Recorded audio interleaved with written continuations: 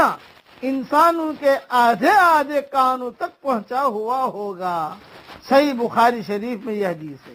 ایک اور روایت میں ہے قیامت والے دن سورج مخلوق کے اتنا قریب ہوگا کہ 1 میل کے مقدار کے قریب فاصلہ ہوگا۔ حدیث کے راوی حضرت سلیم ابن عامر کہتے ہیں کہ میں نہیں جانتا کہ حضرت محمد صلی اللہ علیہ وسلم نے میل سے زمین کی مسافت والا میل مراد لیا ہے یا وہ سلائی جس سے سرما آنکھوں میں ڈالا جاتا ہے۔ پس لوگ اپنے اعمال کے مطابق پسینے میں ہوں گے۔